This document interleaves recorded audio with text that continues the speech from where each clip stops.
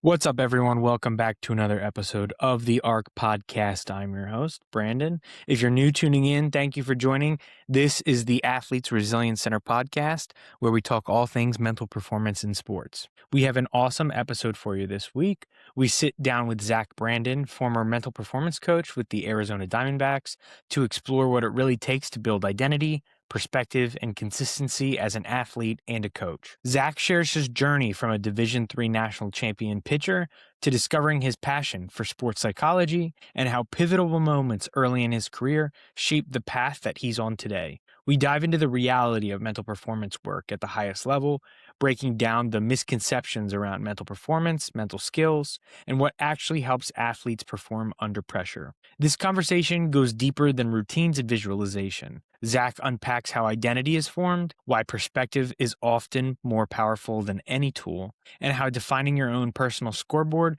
can protect you from getting lost in results. We also discuss the importance of coaching the environment around athletes, how to reverse engineer performance through behavior and habits, and why the best performers aren't chasing perfection, they're building systems that they can trust. If you're an athlete, coach, or someone navigating performance and identity, this episode will challenge how you think about success and give you a framework to build something more sustainable. This was an awesome episode, and I hope you guys enjoy.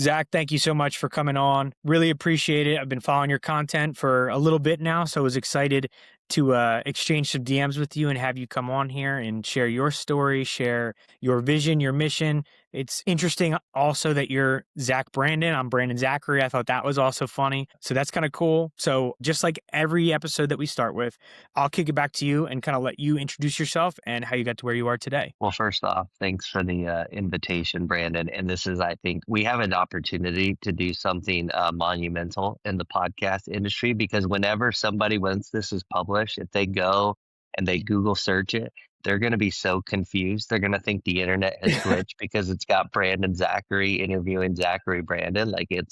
We have a Right. chance to do something very special and unique here. So I couldn't help but jump at the opportunity to have the conversation. But obviously, too, I think the work that you all have done with this podcast and who you're trying to reach with it is really extra meaningful. Again, thank you. And I think in terms of my history and background, much like I think for all of us, we have these like life is these series of moments. Like there's these vivid moments that we have where maybe somebody shares something, maybe we experience something, whether it's a high, whether it's a low, and when you reflect back, those moments have then obviously helped shape who you are and so forth. So I share that because when I really instead of maybe sharing kind of chronologically my resume or background, I think I could really reflect back and there's been some pivotal moments for me that have shaped this pathway that I've been on.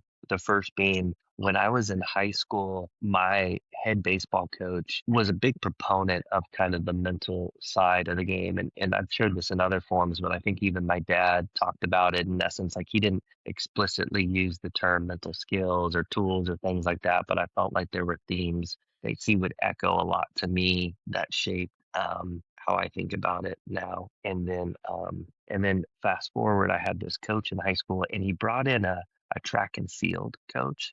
And this track and field coach introduced us to the book Heads Up Baseball, which was kind of funny and ironic in a way that this track and field coach came in and she was very prominent in the running community, but she brought in this book. And it was myself and one of my best friends, who was another classmate, who we started meeting with her and talking about the mental side of the game. And it kind of, again, I think started to plant seeds for it. And then fast forward my junior year in college, I took a sports psychology class, and I remember, day one is always like, you go over the syllabus and you kind of maybe learn a little bit of context about the class or the profession. And it was when it really clicked for me that, man, like there's this whole profession out there of practitioners, coaches, educators, and so on studying the psychology of sport and athletes. And I just found myself so, like, from the beginning, hooked. I was Yeah. like, this is it. It's Yep. finally where I felt like I was like, thank goodness I had the light bulb moment.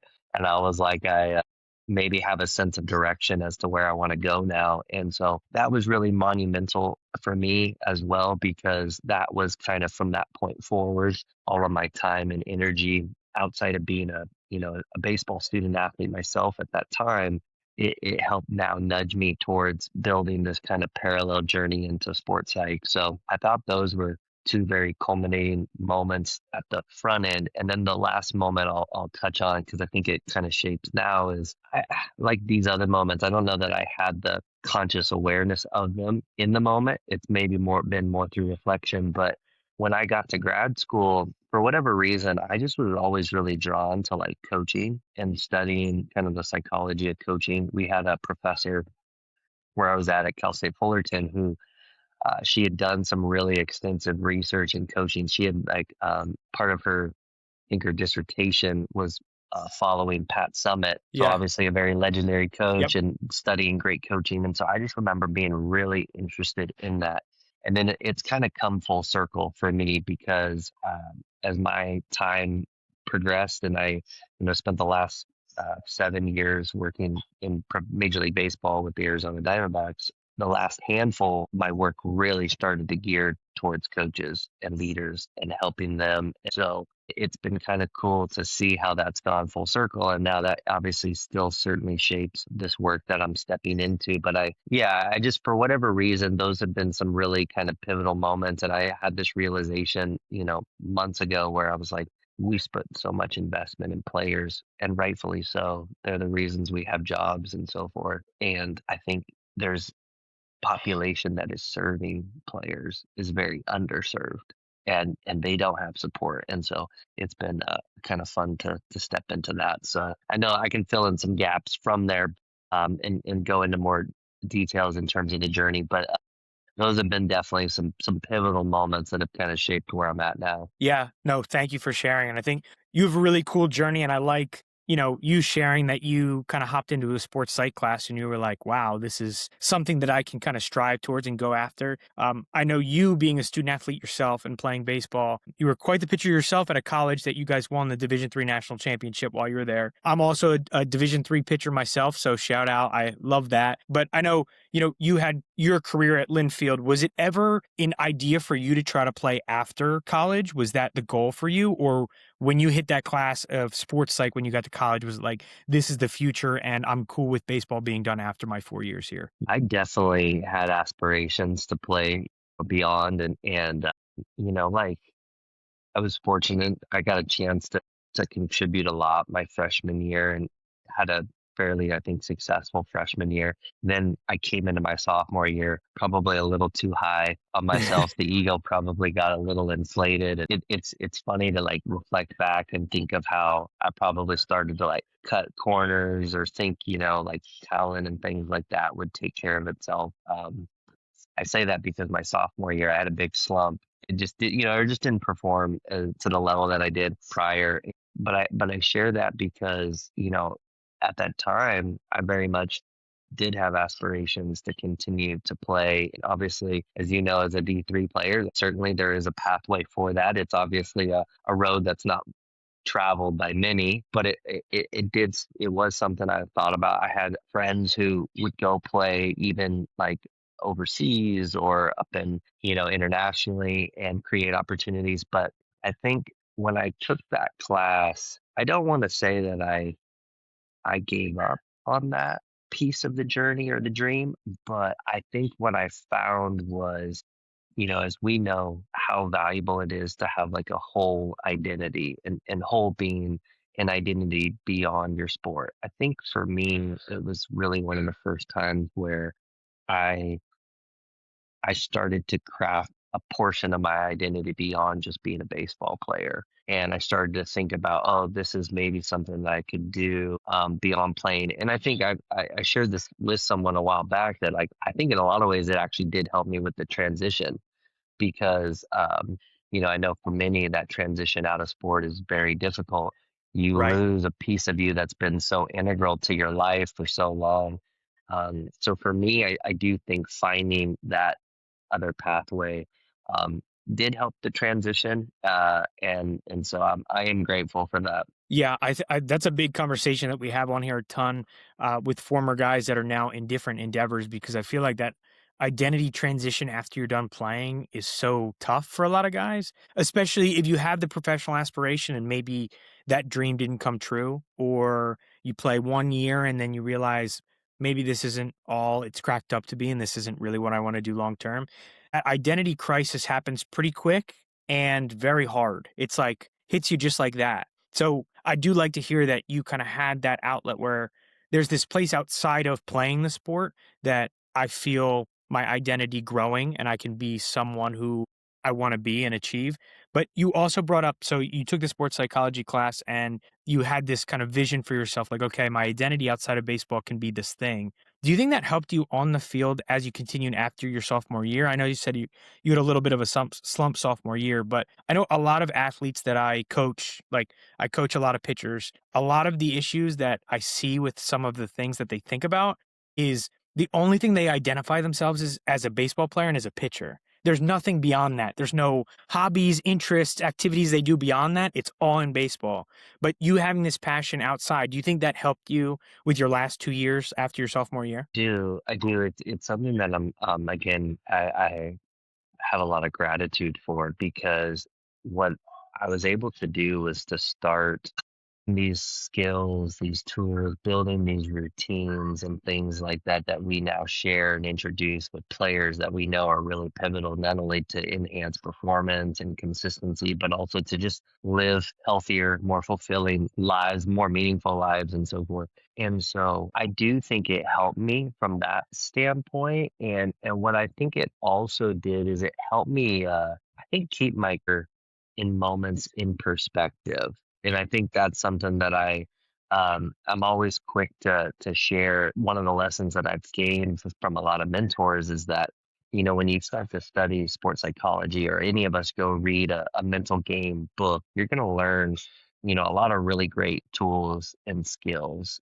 We're going to talk about some, the visualization, the breathing, the routine, self-talk, and so on. We know those are all very important. What I think I've appreciated from mentors is how much they've helped me gain perspective because I think that's something that's easy to lose when you're competing, easy to lose when you deal with adversity or, as an athlete, when you're putting in work and you feel like you're doing everything right and everything that you should do, and yet the results aren't showing up. Those are oftentimes moments where, not to say that a mental skill or tool wouldn't be beneficial. However, those are often moments where you almost have to zoom out and see if you can see the bigger picture, to see are there wins that maybe you're not giving yourself credit for and progress that you're making even though the results aren't reflecting that. And that's hard to do when you're trying to compete and you're trying Yeah. to win. So I say that because I do think that was one of the things that was beneficial for me as I got to play my last 2 seasons with starting to get a foundation for the mental game. And it wasn't just the skills and the tools, but it was to be able to see my performance in perspective and to have a clear sense as to like why I played in the first place. Even now I'll share this, and I want to give Sydney Masters and Charlie Jouge, they're two mental performance coaches that I've had a chance to work with over the last 6 7 years in the organization, and they're very much responsible for, I think, the impact that this had. But one of the cool things at our office space at our spring training complex is we had this giant whiteboard wall. And one of the things that we did a couple years ago is we asked players to tell us their mission, tell us their why. Why do they do what they do? And what I found to be really interesting about doing this exercise, and I know like you take like a Simon Sinek for those that are into leadership, and he's obviously talks a lot about start with why. What I've come to learn is that when you ask people about their why, it's often built around a who. Yeah. In other words, Yeah. it's built around someone that maybe it's a family member, a loved one, a coach that's believed in them. Maybe it's their faith, their relationship to God or whoever. There's all sorts of, but like when you're clear on those things, I think it just helps keep you grounded and gives you some perspective as you move through the inevitable adversity and challenges. Long-winded to basically say I'm grateful because I don't know that I became an expert necessarily as a student athlete with those skills, but I think the exposure to it very much helped me not ride some of the roller coaster that can come with being a competitive athlete. Yeah, no, definitely. You talked about it was a relatively smooth transition from playing into going into your professional career. I'd love you to kind of touch on your first experiences with, mental performance coaching as a professional once you got out of college, you went through your master's degree and ended up, being able to coach. I think from what I saw, you started at IMG Academy and then Mhm. worked your way and went and worked with the Diamondbacks. So I'd love you to kind of go through some of those experiences as well and how that went. I think one that I'll touch on before getting even to the IMG, but it ties into perspective. I'll never forget. So one of the people I had a chance to learn from pretty closely my first year was Ken Ravizza, who does in Yeah. not only sports psychology, obviously, I think are very familiar with him, but also baseball community. I mean, to this day, there are players, coaches, staff who have benefited from his impact. And I'll never forget, I was his assistant, teaching assistant, my first semester when I went to grad school, and he taught a stress management class. It was the only class he taught, and it's like a Monday night at like 6 o'clock or something like Yeah. that, 3 hour class. And first night is always again syllabus, and you're just kind of going over it. And I'll never forget because he was on a roll. Like he was not even talking about the syllabus. He was Yeah. just basically telling people like this class is going to help you in life. Like don't take this class just to get a grade. Don't take this class if you're trying to worry about how this is going to show up on your transcripts or anything like that. It was like, if you're doing it for that reason, you're missing it. And he was like, he literally begged the class, like, drop out if that's you. But the thing that he did that was really striking to me was halfway through the class, he was talking about perspective.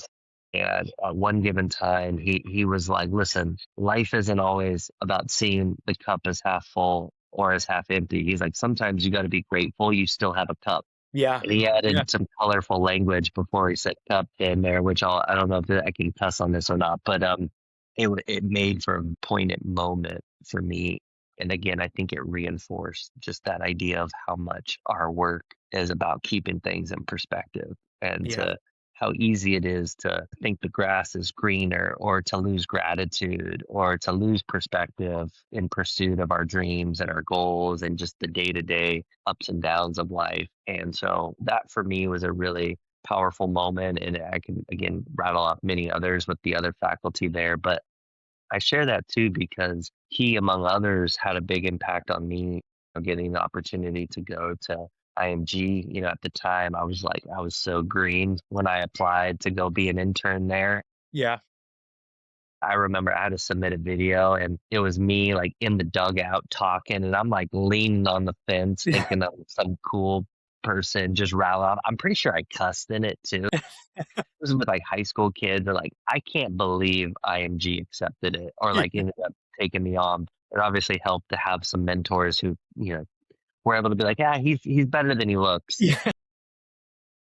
Um, anyway, I was fortunate to go to IMG, and the thing that was so amazing about IMG was one, the people who you got to spend time with and learn from. I think it's like anything. Like think of it like as a pitcher or as a hitter, how much you learn from like your teammates Yeah. asking them questions. Hey, how do you throw this pitch? Or like, what do you do as far as this routine and things like that? We learn a lot from our peers. And that's what I felt like I was able to get when I went to IMG was I got time to learn from some really esteemed colleagues and see different ways of doing it. But then you can obviously make it your own in that process with a lot of reps. And I think that was super beneficial. So I worked with I did work a little bit with baseball, worked with track and field, tennis, and then some outside trainees that worked there and, different camps of all different sports. And so, yeah, it was a really great place to learn. And I think in particular, I think hone the craft of presenting sessions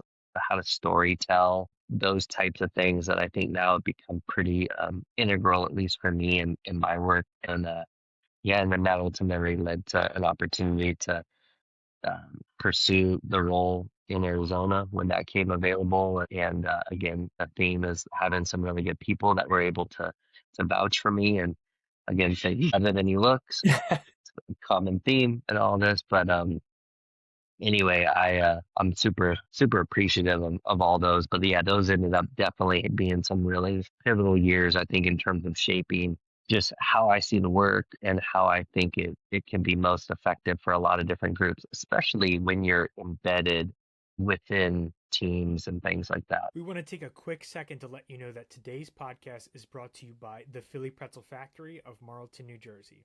Whether it's picking up a snack between games or picking up a party tray for the big game, the Philly Pretzel Factory of Marlton has you covered. For all of your pretzel needs, make sure you stop by the Philly Pretzel Factory of Marlton, located on North Maple Ave. Let them know that the ARC podcast sent you. Now back to the episode. And I've heard you talk on a couple other podcasts about not just the importance of mental performance for an athlete, but for coaches, because I've heard you talk about like the best athletes at some points have coaches that impact them in a certain way. They know how to coach. They know, they kind of have this emotional intelligence that might be a little bit higher than some of the other coaches.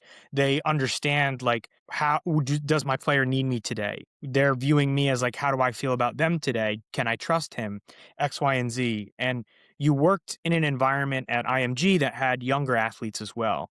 And I kind of view that when I heard that too with younger athletes as like their parents are also kind of creating a similar, I guess, hierarchy as a coach would in an organization. So at IMG, did you find that it was important to also communicate some of these practices to some of the adults that might have been either on campus, whether that be parents that are around watching their kids play or the staff who might not necessarily be their skills coach, but is around them in a different environment? Like, did you find importance in kind of sharing some of those mental performance methods and mindsets with those people as well, like the, I guess, other variables within their lives? It's a great observation and I think a great question. And I think it's twofold. When I was there, at the time I was there, one of the things that we always did, I want to say it was like every Monday or something like that during the year, and there would always be a parent workshop during the Okay. day.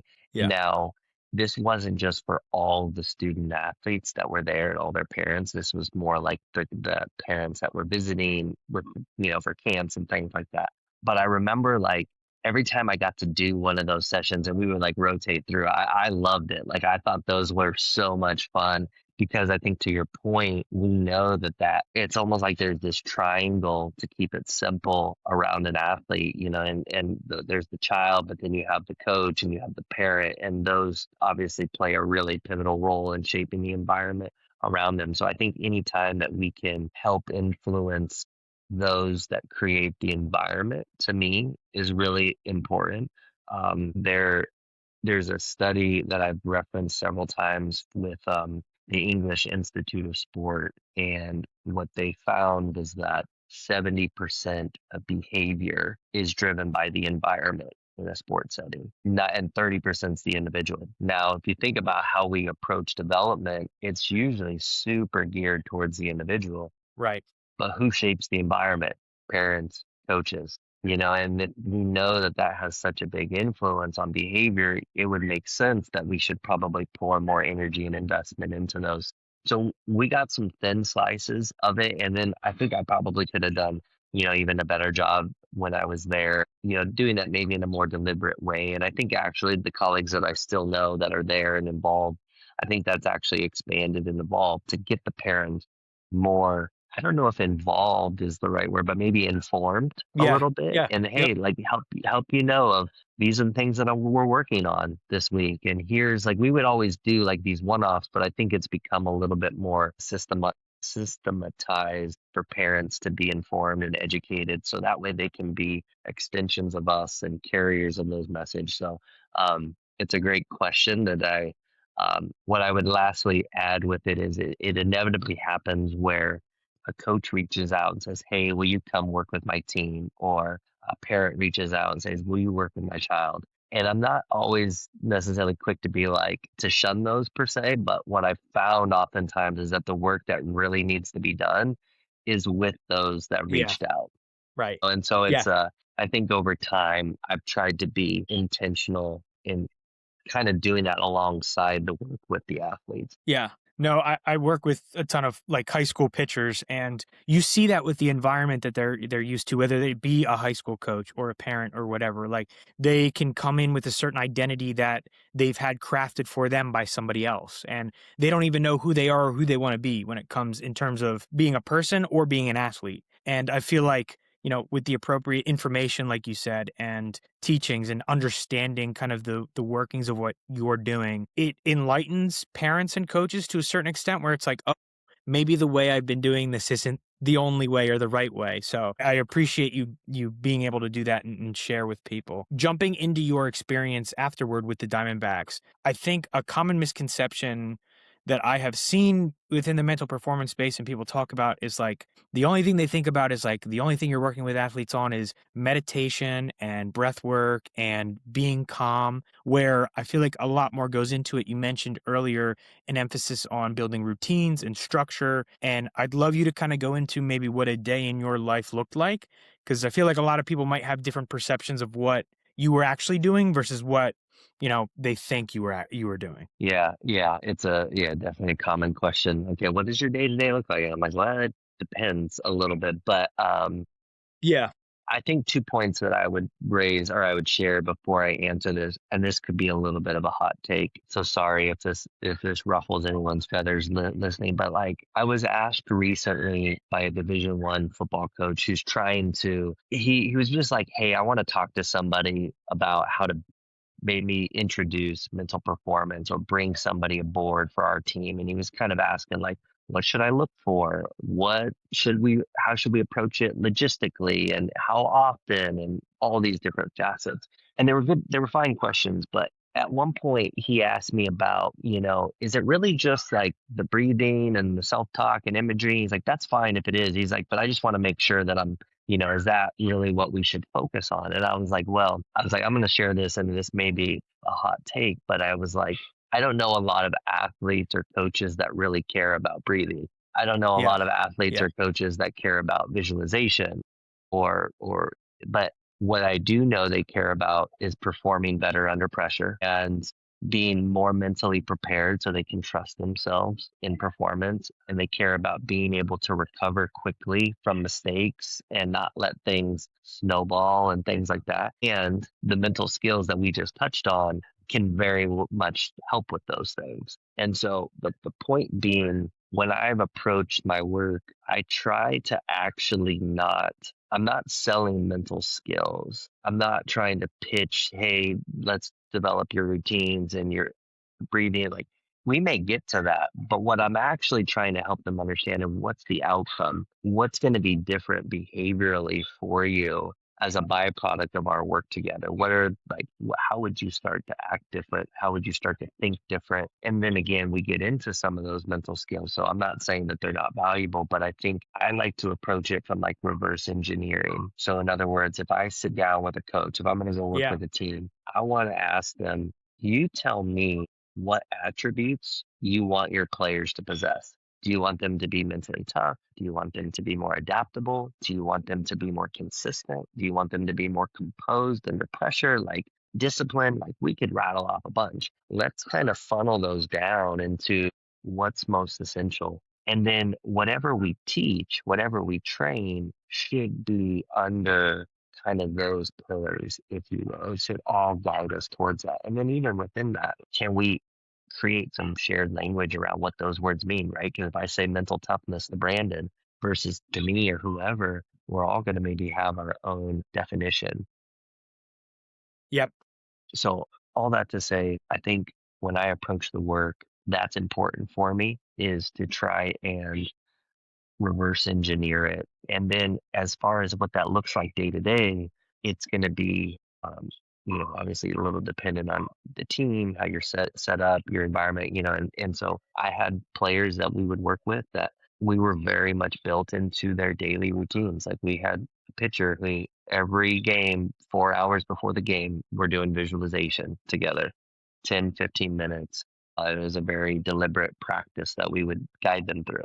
We've had players who do a breath work routine an hour before the game. Again, very deliberate way. We have some players where it's just let's meet and let's talk, and I just need a space to kind of dump what I'm carrying, because I think a lot of players sometimes what I think we forget is that there's benefits in just being in a having somebody to talk to in an unfiltered way. You can show up in an unfiltered way and just dump things off your chest, so that way you don't take it home with you and so forth. Yeah. So, there's time built in for conversations and check-ins and things like that. And then, we would do some team-oriented sessions as well, where we would drip in some messaging from time to time within all of that. It looked different, but I think it's really about being around, and we would talk a lot about creating collisions. So, hey, just finding these little touch points day to day to check in with somebody. And again, sometimes, like I always say this, like, I think our job is to be a professional reminder, Yeah. Yeah. just to be that person to be like, hey, we've talked about this, this. But as you get in the thrust of competition and season and struggles and all of that, like we just sometimes lose sight of these things. So to have somebody just kind of nudge you back on track or ask a question to get you back on track, I think that's what a lot of the work ends up being guided towards day to day. Yeah, I think through that you kind of reference like the reverse engineering piece and kind of asking players like what is the version of themselves that they aspire to be like, let's say, in a certain sense. So there's this almost aspiration of, hey, these are the attributes that that person in the future that I want to become hold, whatever. And that's a lot of their, I guess, identity that becomes who they are and how they carry themselves and how they want to be. I guess this is a two-part question, but the first one is how do you go about, helping someone maybe with their identity if maybe they're a real high intensity guy, like, being a pitcher, I'm sure you've seen it. Some guys operate really well when they're at 100 and they're listening to either screamo music before the game or they're listening to EDM music or something that's really going to get the heart rate going. They feel like when they get their opportunity in the game, they're ready, they're juiced, whatever. And some guys operate on, it feels like their heart rate is at 40 and that's when they feel like they operate best and perform best. Like, how do you go about working with someone? Because I'm sure both of those athletes at one time have been told by a coach either you need to chill out or you need to kind of get a little bit more excited and dialed in. Like, how do you navigate the conversation with those guys of like crafting that identity and having an identity that they are comfortable with as an athlete? Something we haven't explicitly said yet, but I think you'll appreciate as a podcast host, because it's what you end up doing, is like that the importance of asking good questions. I think um, so much of the work is not about giving the right answers often as it is asking questions that help people reveal the answers that they hold within that they may not be aware Yeah. of. And so I Yeah. share that because when it comes to the identity, do try to start with you tell me, like, when you've been at your best, describe that for me. What were you feeling? What were you thinking? What have you been doing and building up to that you feel like helped with that? And how would you describe that to somebody, even with your emotions and so forth? So helping them see that, but then I think it's where the follow-up questions are really pivotal there, because what you can start to hopefully help them see is like, okay, is that a pattern that, hey, when you perform your best, is that the baseline or the foundation that you want to build from? Or can you think of instances where you've had that mentality and it hasn't worked for you? If you want to be that screamo, Right. high energy, Yeah. aggressive killer, have there been moments where that hasn't worked well for you? And in what ways has that made things more challenging and so forth? And just starting to just ask those questions so that way people can get clear on that. I think, and then what you can kind of do is tie this into their routine. So, for example, if you feel like you perform best from the space of being free and having a sense of calm, we'll say, well, how much of your routine and building up to the game are you experiencing peace and calm, or like a sense of freeness? Like, are you cultivating conditions for that in how you prepare yourself? And if you're not, there's going to be a little bit of a disconnect there. So I think that can be a piece of that as well. But I think over time, I've wrestled with this because I used to be a big proponent that, like, I wanted you to be you and be authentic. And I was a little like anti alter ego, and I know that's not exactly what you're saying, but I think like there Okay. are some Yeah. where like they go that route and they're like, okay, let me create this alter ego. And what I found is like for some that works. For some, they made help, and I think Yeah. it's what I've come to realize is the alter ego, by quote unquote title, we'll say, may not be the authentic side of it, but the feelings or the beliefs or the way that person shows up with that alter ego, like there is actually authenticity in that.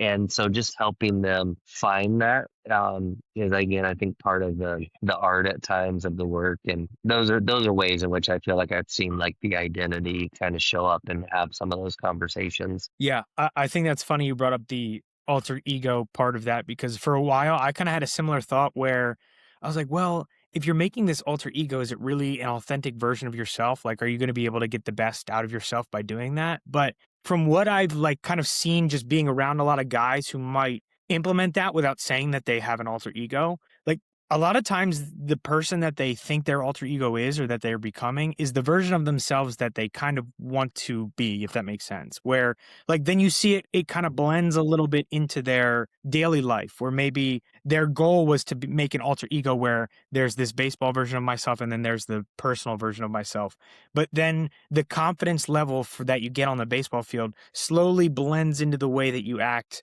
in your personal life to a certain extent. So I found that really interesting too because I kind of had that thought. I was like, the ideology of it makes sense, but also is it really you being authentic? So I appreciate you sharing that because I kind of had that similar thought. But I think with that identity piece, we talked about, you know, I guess you talked about your routines and creating habits that align with that. So when you're working with someone, how can you help them or coach to this day, right? Like you said, obviously working with coaches can be equally, if not more important than working with the athlete themselves. How do you help them become process driven in that sense and not just outcome driven, where their identity is strictly based on how they're performing on the field? Great. Yeah, it's a great question. So one thing I'll share, and I'll just something I've been thinking a lot about more recently is this. I'll use like the kind of the analogy or metaphor that no one would ever try to like renovate their home when it's on fire, and yet that's what we often do when it comes to seeking help on the mental performance side of things. Is we wait till crisis, we wait till we're in a slump, we wait till we're overwhelmed or burnt out or extremely stressed or just, feel like our self confidence and our doubt is at an all time low or high. And so I shared that though, because I think this is where building a good foundation for your identity on the front end proactively is really beneficial.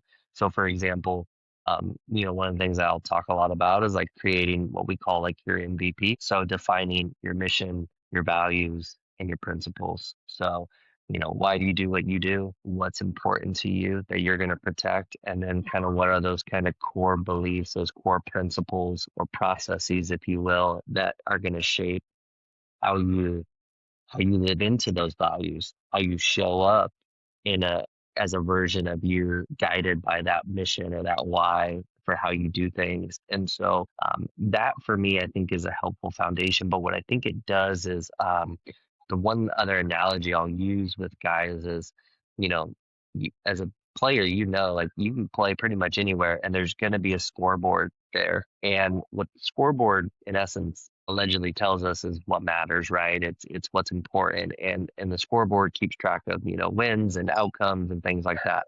And so what I've shared with a lot of players, coaches, and so on is that I think there's two scoreboards in life. There's society scoreboard, which values things like wins, achievement, fame, money, accolades, and so on. And then there's your personal scoreboard. And Brandon has his own personal scoreboard. I have my own personal scoreboard. And every person we're going to come into contact, I think, Mhm. has their own. Now, some have defined it in their lives by answering questions like, what's my why? And what are my values, my principles, and so on. And there's a lot of people that have allowed society to dictate how they define success for themselves. And so I think it's important that not that you can't value or pursue the external societal scoreboard, But if you do so without having your own personal scoreboard alongside it, I think you run the risk of achieving or trying to achieve a lot of things that are going to be very fulfilling. You're going to feel very hollow. And there was a moment I had a conversation last year with someone who was part of our World Series run team. We were sitting there and we are kind of reflecting a little bit on that time. And we were both in that mindset of it's incredible how it felt like we achieved so much, but then like once it's over, like it's over. Like you got to go back to doing our normal day to day Right. routines. Like it's like you got to go run Right. errands, you got to clean the Right. house, like do all those things. So anyway, it's I think as a byproduct of that, if your definition of success for yourself is only tied to something outside of you, I think you run that risk of feeling kind of hollow in pursuit of your goals and dreams. No, yeah, I completely agree. Now let's jump into our last segment, the fast five. So five rapid fire questions in mental performance. So whenever you're ready, I'll fire them at you. Let's do it. All right, let's go. First question: what part of your identity did sports help you discover? Ooh, what part of my identity is what helping? I think it helped me discover, I think how much I actually probably value leadership, because I think the coaches I had over the course of my career, not only did I learn from them in a sporting context, but I studied and learned a lot of what they did outside of that too. And I picked up on that. And I think that's definitely informed, obviously, the work I do now too. Awesome. I love that. Question two: looking back, what moment felt like the end for you, but ended up just being a new beginning? I mean, a recent one has probably been stepping down from my full-time role with the Diamondbacks and like branching into doing my own thing. And that has been really fun and exciting. And anytime you start something new, there's going to be some anxiousness and that sense of newness is both exhilarating and exciting for the possibilities, but it's also nerve-wracking too, because you start to wonder like, all right, do I know what I'm doing? And I think at the same time, it's that clean slate is also, if you focus on the possibilities around it, I think it's a really exhilarating kind of space to be in. Challenging, but also exhilarating. Yeah. Uh, Question three: when everything around you is chaotic, what's one habit that brings you back to center? Like I like moving, so like particularly walking. I go for walks a lot, and that's usually my time and space to process my thoughts or to reset a little bit. So that for me is a big one. Yeah, I'm a big walker and thinker as well, so appreciate that. Number four: what belief about yourself did you have to unlearn in order to grow as an athlete or a person? Dang, this is a deep question. Something I had to unlearn. I think, and this is probably I'm still a recovering addict with this, but I think having to unlearn that desire to like be a perfectionist. I felt like I Yeah. always had really Yep. high standards for myself, and you quickly discover you're on this path of always like feeling like you have such high standards, like it's never Right. good enough, and then therefore you start to sabotage your confidence along the way. I think over time, I've had to really unlearn that is how I can be successful, if you will, and that I can make more room for like self compassion and things like that. Yeah. And then last question: what does success feel like to you now, and how has that changed since you were an athlete? I think what I would say, it kind of goes back to the scoreboard idea. I didn't have this when I was playing per se explicit, but I think defining success now in the space of how can I how can I serve? Like I loved being part of a team in college, and I loved, I didn't feel like I had to necessarily be the one in the quote unquote spotlight, and I just did value trying to be a good teammate. So I think now that certainly kind of shows up and professionally. There's a quote by a gentleman by the name of Larry Wingett, and he says, and I'm gonna hopefully not butcher it, but the Cliff Notes version is, "We should all find our uniqueness and exploit it in the service of others." Yeah. And Yeah. I really have liked that idea is like, find the thing that makes you you and then use that to as a gift to share and to support and serve others. And so that I think for me, that sense of wanting to, be a great teammate as a player, that was probably still a something that now shows up in my professional work. It's just obviously in a different space and setting. Yeah. No, I love that. Zach, thank you so much for coming on the Yeah. podcast and sharing your story and your journey. Really appreciate it. And yeah, this was awesome. So thank you for coming on. Thank Thanks for having me, Brandon. I appreciate it. Of course.